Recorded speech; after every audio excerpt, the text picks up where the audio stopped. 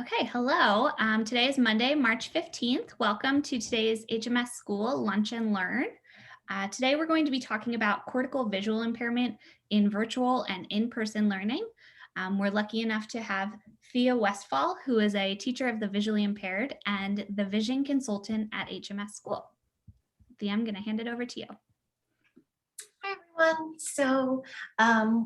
I am the vision consultant at HMS. I am a teacher of the visually impaired and also a certified special ed teacher. So I've been with HMS for a couple years now in a consultative role. And so what that means, when we were in person, I was coming in once a week and spending a lot of time consulting with teachers and therapists, as well as doing some in-person work with students. And now that we are mostly virtual, I'm supporting by joining sessions with therapists, as well as consulting with teachers and therapists when the students aren't on, kind of giving suggestions for how to make things as accessible for our students as we can during this time. So my presentation today, I kind of wanted to talk a little bit about how I'm supporting currently, and also about what are some recommendations for you as parents to do to support at-home sessions, and then also things that you can look for that your teachers and therapists can be doing to also support visually from their end during sessions. So I wanted to kind of go over kind of the most important stuff first about the setup and that kind of stuff. And then I was going to go over a little bit more about some different behaviors and things that you might be seeing from your students and some different categories of vision. So primarily what we work on with our students is the majority of our kids at HMS have what's called cortical visual impairment. So typically that is what I'm working on with most of our guys. Of course, any other visual impairments we also look at and address as well. But when we're working on cortical visual impairment, the exciting thing about CVI is that CVI, we can really work on improving a student's vision. So what we're trying to do is improve neural pathways so that our students learn to better understand what they're seeing. So while we can't improve the function of the eye itself, for our students with CVI, we're really working on building, like I said, those neural pathways. And that means that when they see things, we can actually teach their brain to better understand what it is that they're seeing. So I think that this is a really exciting thing because it really is something that can be taught. So what we try to do is work in a really systematic way to scaffold and build visual skills so that the students begin to understand more and more of the environment around them. Okay, so let's get to the at-home setup part that I talked about. So I have a couple points of things that I think are most beneficial in our virtual environments that can support your child who's visually impaired. So the first thing that I recommend is, as best we can, working on limiting visual distractions at in your home environment. So some things that you can do to do that would be facing your child away from windows or light sources. If you can't face away, another suggestion would be just to put a dark curtain up so that the room gets a little bit darker. If you can, turn off the lights. Also, another thing that can support is having a black or solid colored background behind the child's screen. So for our students with CVI, the more that's going on visually, that just becomes a distraction. And in order to try to help our students really focus on what we want them to be seeing visually, we want to take away all that extraneous. So like what I've done here, again, it's not perfect. Your home's not going to be perfect either, but we just try our best. I put up a black shower curtain behind me. And so it's not perfect, but compared to like what my room looks like without it, which is a ton of stuff, it's a lot better. Because what that will do is that it will allow your child to look at me instead of look at all the stuff that's going on behind me. And the same thing is for when your child is looking at the screen. So whatever screen your child is viewing their sessions on, try to have behind their screen be a solid color, all black, all anything, any kind of bed sheet or solid curtain that you can put up is fine. And if not, if you have a blank wall, turn your child so that their device is in front of a blank wall. All of those things will help your child visually attend to what we're hoping that they'll look at. Like I said, again, in any way that you can darken the room, that can help. For our children who are severely visually impaired, the lighted screen can be a really attractive thing just for them to attend to. So if nothing else, you can try to get them to look at the screen. You can try to turn off lights. Again, try to darken or black out windows to make it a little bit darker in the room if possible. So like I said, when we talk about visual distraction, we also talk about auditory distraction. So I know that it can be challenging in virtual sessions to have our therapist, and then we have our child, and then we have a parent or a caregiver all working together for the session. So as much as visual things can be distracting, also additional auditory can be distracting to our children as they try to focus on using their vision. So what I would suggest is that you have a conversation with your child's therapists about who should be doing the talking. So I know that everybody wants to do their best and encourage and support their child, but sometimes additional talking can actually distract. So, I think you can talk to the therapist or talk to the teacher about like, who do you want to talk here? So do you want the therapist on the screen to be the one saying, okay, look at such and such. Okay, I see you doing this. Or do you want the caregiver next to the child being the one doing the auditory? So I think that's a conversation. And in some cases, maybe you want it to be the therapist doing most of the talking. In some cases, maybe you want the parent to be, or the caregiver to be doing a lot of the talking. And then I think when we talk about like what those words are, we want to make them minimal. So we don't want to overly talk, because again, our children are working so hard on trying to look that the more that's going on in their environment, it can just be distracting and it can make it harder for them to understand what they're seeing. So not only are we talking about, who's doing all the talking, but then if possible, also limiting background sounds. So if there's a quieter room or a quieter corner, I'm sure a lot of these things are things that you guys have been doing from the get-go. So it's just kind of a review of what you're doing to support your child's vision. So maybe a lot of these things you can give yourself a pat on the back that you're already doing it, I would imagine. The other thing that I know I've talked with a lot of therapists and families about is this idea of screens. So we have some of our students who have communication screens, and then we have an iPad or a computer, and sometimes we have a large screen TV, and families are working really hard to try to provide the best screens for their kids. And so I think, you can't make a blanket statement as far as what screens to position where and what screens are best, but I think it's a really valuable conversation to have with your therapists and your teachers about what your screen setup looks like and where we want your child to be looking. So for some of our students, the screen really may just be a distraction from the activity that we're trying to do. In some cases, I've recommended that the screen go behind the child so that the screen is not distracting, or that one screen go behind the child and one screen be in front of the child. For some students, the large screen is helpful. For some students, having a smaller screen right in front of them is helpful. Again, I think these are things that we have to have individual conversations about, because every child's visual functioning is different. But I think managing the screens appropriately, is important. Also we talk about when we're doing, especially the classroom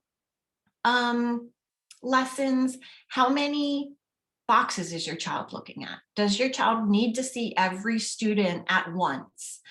For a lot of our kids, seeing multiple faces is very overwhelming. And we talk about that visual distraction and complexity, it's a lot. So if we're looking at a classroom of friends, is that helpful? Or is it more helpful for your student to just see the teacher and then occasionally switch to where they can see all of their classmates? So again, these are things like if as a parent you have questions about, you can let your therapists or your teachers know, and I'm always happy to consult with them or join a session and consult with you in figuring out what's going to be the most supportive for your child. So the other thing I wanted to talk about was, we talk a lot. I just explained some things that would be helpful for you to do at home, but there's also things that are helpful for your teacher and your therapist to do as well. So some things that you can look for when your kid is having their sessions is on the therapist end, minimal background clutter. So if your child is working really hard to look at their therapist, but their therapist has a whole bunch going on in the background, maybe that's not the best thing for your child. So maybe you could request that, either that I come in and consult, or that, say, oh, do you think that background's too much for my child? These things work both ways. So another thing is if your therapist is using the screen to do sessions with your child and is having things on the screen that they want your child to look at. Depending on your child's ability visually, for a lot of our guys, having things that are moving and high contrast on the screen are going to be the easiest and the most visually stimulating for your child to see. So be on the lookout. Are the things that are being presented working? Does your child visually attend to what's being presented? And if not, again, this is something we can have a conversation with. Maybe we need to change how things are being presented or what's being presented to better visually support. The other thing that I've been noticing that I've talked with therapists and teachers about is a lot of times right now when we're using screens, sometimes when we want visual attention to something on the screen, pairing that visual with an auditory can be really helpful. So when something big or drastic changes on the screen, also having some sort of auditory alert or auditory change has been really supportive in helping our students then also visually notice that there's a change and then attend to that as well. So again, those were kind of my tips for be on the lookout with teachers and therapists, and then have a conversation. Let's talk about it. If there's any ways that our teachers and therapists can improve the way that we're presenting things to your children as well. Okay, so then the other part that I was going to talk about was kind of the three main categories of students that we typically see at HMS, and it's kind of like three different tiers of vision. So what we try to do, like I said, is we're always trying to look at where the child is and then work on visually building their skills to progress. And we really want to a lot of times work on foundational skills, even if we see that your child has visual skills in some areas. A lot of times we may kind of backtrack and say like, okay, we want to really make sure that we're solid in these really foundational skills before we move too far ahead. What we don't want to do is skip so far ahead visually that kind of the child is kind of missing some of those key components to really be successful in that higher level. So the first kind of area of vision work that we do is what I call the learning to look area. And this is where we're trying to work on teaching students visual awareness. So for some of our students with CVI, our students have very, very minimal awareness to visual stimuli. So what you might kind of see in this area is working on alerting to something visually. So that may be having a student in a very, very dark room and then turning the lights on and off. Does your child move their head a little bit when the lights go on?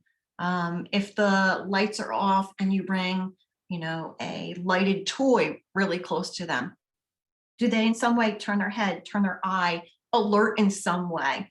And as minimal as those things may sound, that's really the very beginning of where we want to start with our vision work. We want to make sure that our students visually alert to things that are coming into their environment.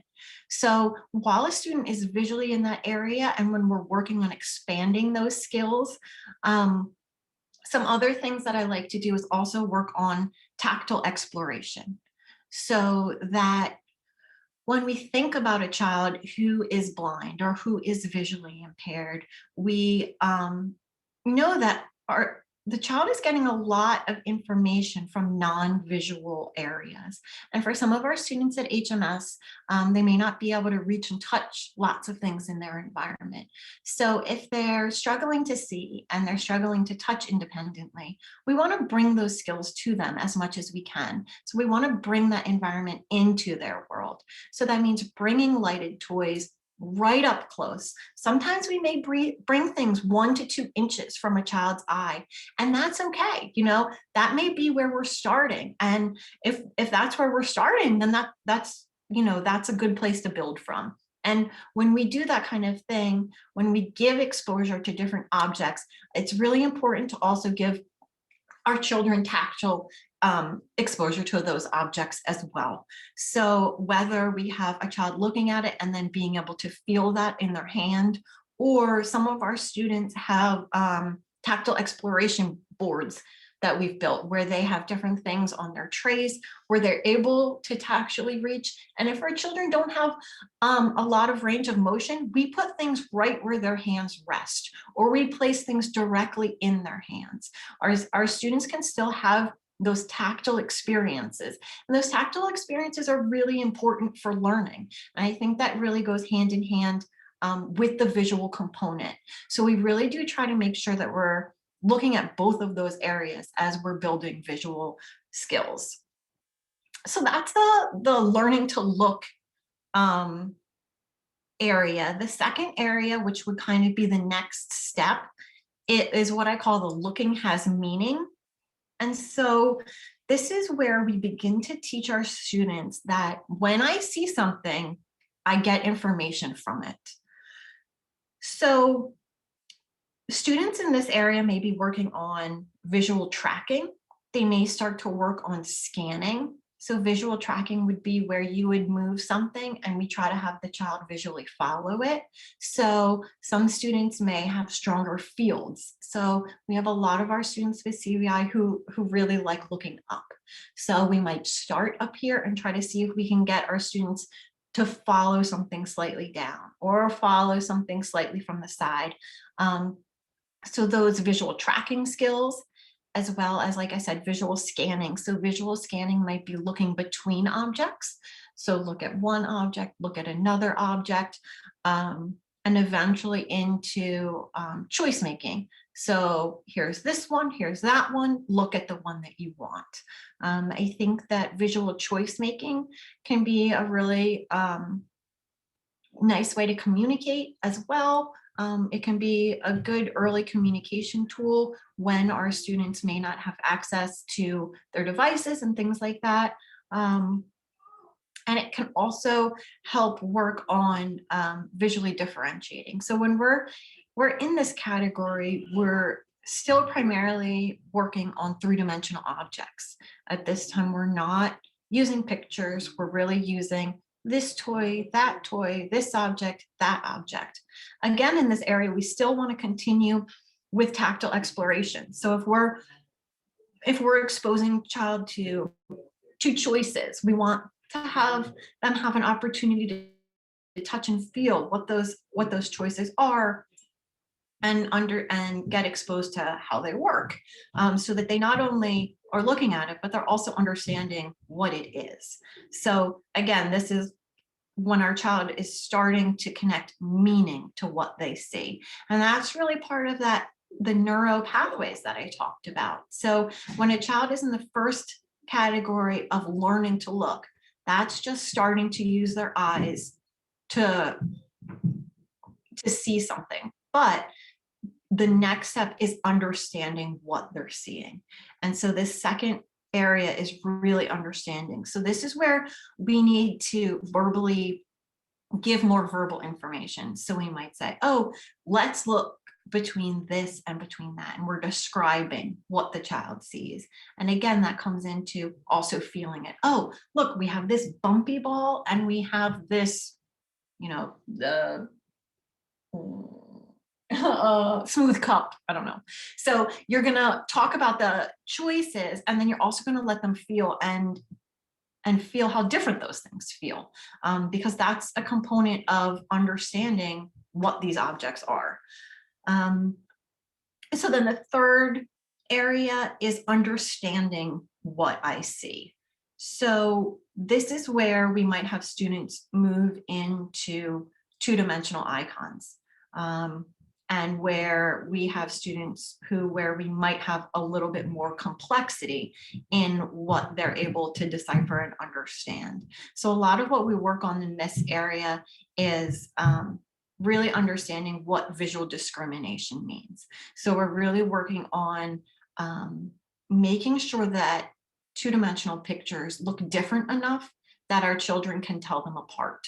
So we want to use bold colors and really visually differentiated shapes.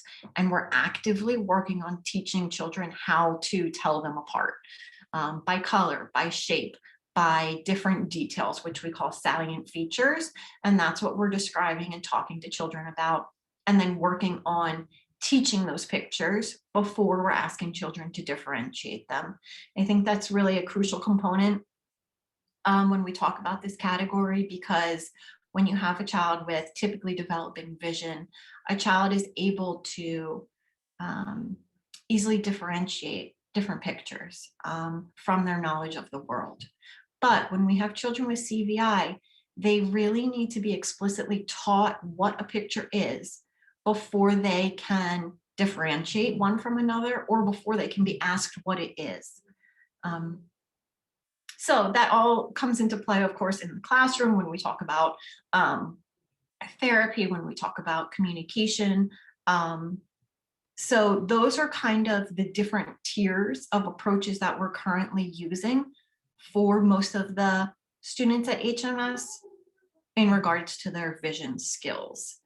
So I didn't want to really spend a lot of time during this presentation talking about things that you can do at home, just because I know that everyone's been working so hard, doing so much with their students. I didn't want anyone to feel overwhelmed with expectations. But at the same point, if you are a family who wants to do specifically vision work with their child, I'm happy to give recommendations and ideas of things that can be done at home.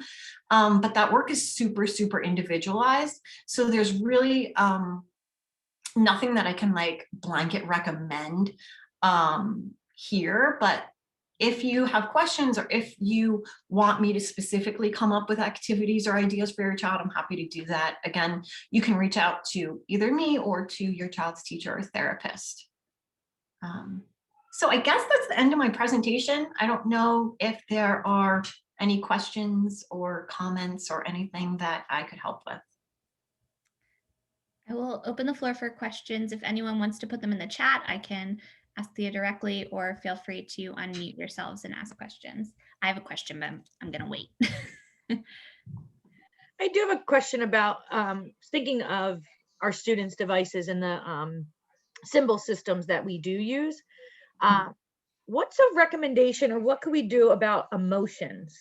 I feel like on our feelings pages, they're really just round heads and very specific mouth features. But when we're talking about these specific mouth features, what are we seeing and what are they seeing, and how can we distinguish some of these feelings, and what kind of symbols, I guess my question is. Yeah, that's a great question, Courtney.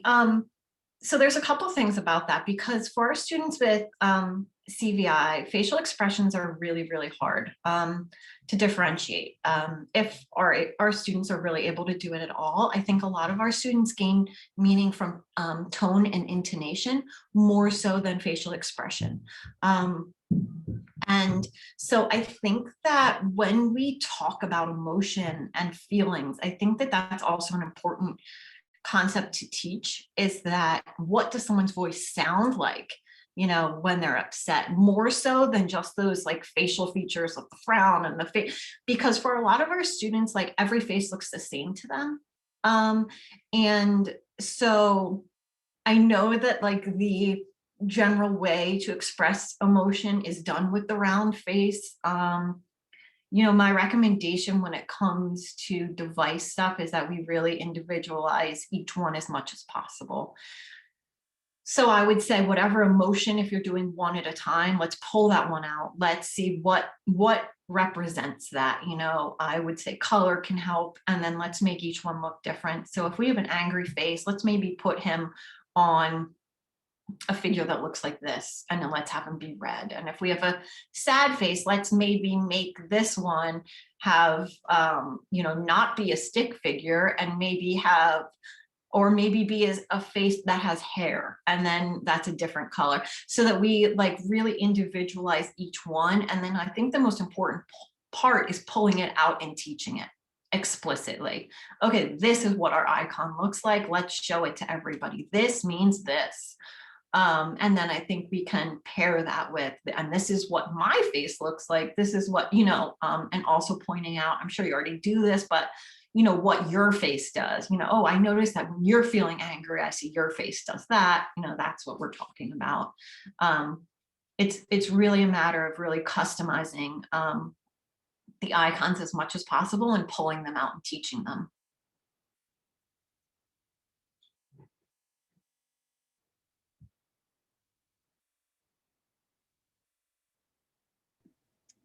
Thea, my question is,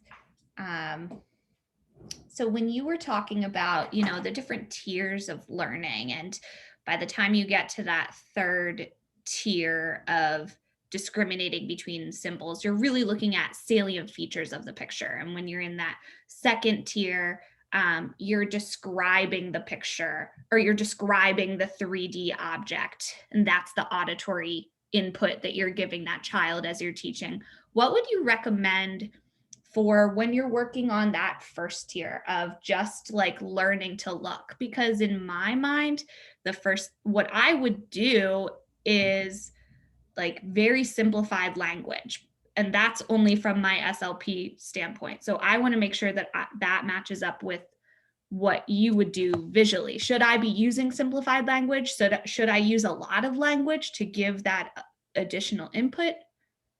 No, I think you're right. I think that's a good question. So in that first tier, I think the auditory feedback is you're looking. Okay.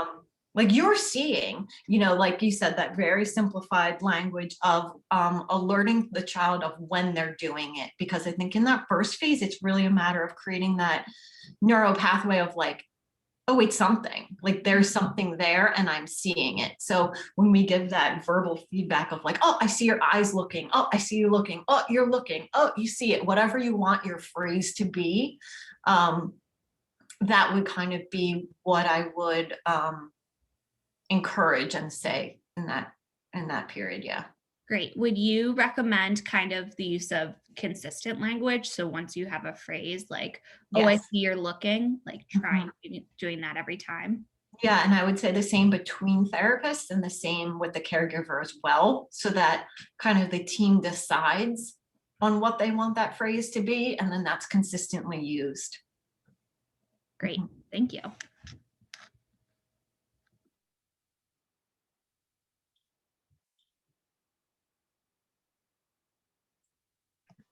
I do have another question, sorry. But especially with virtual and not knowing what our kids are seeing, like not knowing how big my screen is, not knowing if it's just my voice, not knowing if they're seeing a ton of different squares. I mean, I've tried for myself, and I don't know if you have more recommendations. I start with a white screen, thinking that it's bright, and I'll get everybody's attention to look at the monitor, whatever their monitor may be. Do you have other, I mean, I do the sounds too. We had talked about that, but is there other suggestions or colors maybe that I could use either for my background or for the background I use on slides that you find would really get their attention? Yeah, I mean, I think that's a really good idea. I mean, I think the most important part there, Courtney, is that you're like actively thinking about it. And I think that that's really a big piece of it, is to like really keep it in our minds, because I think then that allows us to really be aware. Yeah, I mean, I think that like those bright colors are going to be the most eye-catching background. If you're really feeling like my students really aren't seeing me, but let's try to alert them to the screen. You know, it's obviously really challenging virtually, but I still think that like real objects are really important, if at all possible, to integrate at this time. I think that when you're saying you're not sure about what their screen and setup is, if at all possible, for families and caregivers to take a photo of what their child's setup looks like with their screens, and send that to you, that can be really helpful, because we've done that with some other students, and it's been kind of like eye-opening to be like, oh wait, now I have a better idea of like what's really the setup here. I also think that you know, if you have families and caregivers, like covering and uncovering the screen can work for different things.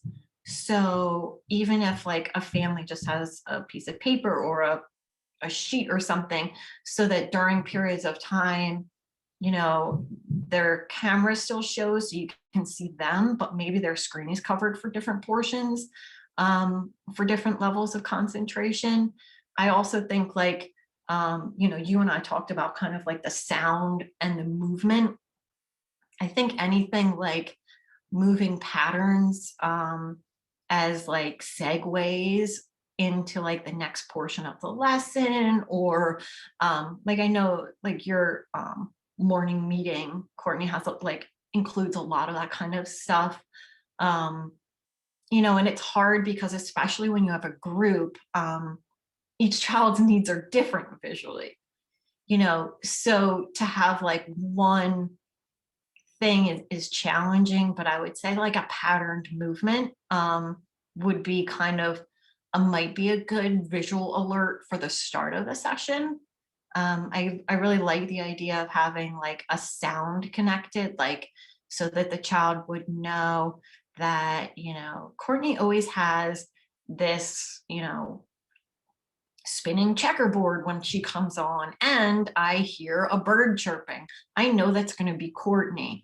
Or like, oh, it's going to be speech with Tanya. Like, I know I always see like red waves, and I hear, you know, like techno music or whatever, you know. So I think that kind of thing, like with where kind of like what I talked about with a visual and an auditory, to kind of build some of that connection can help. I know that doesn't totally answer your question, Courtney. Sorry.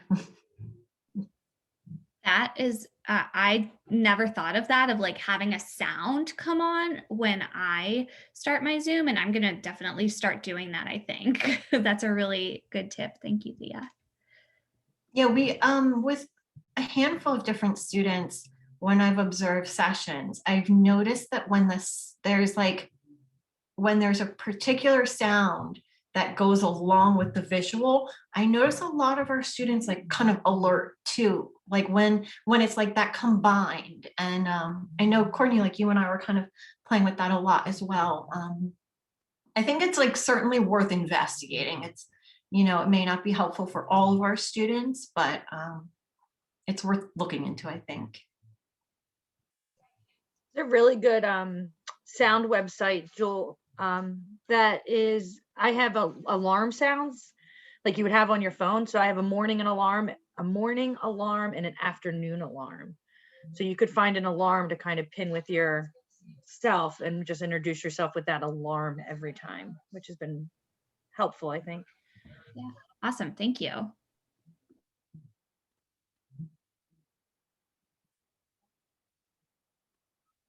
Yeah, I mean, it's like you almost kind of think of it as like an intro to a TV show.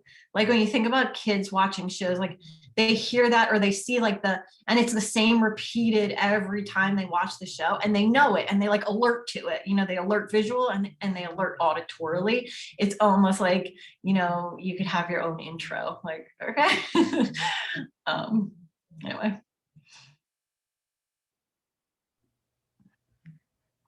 This has been great. Are there any other questions for Thea? You feel free to ask them or put them in the chat.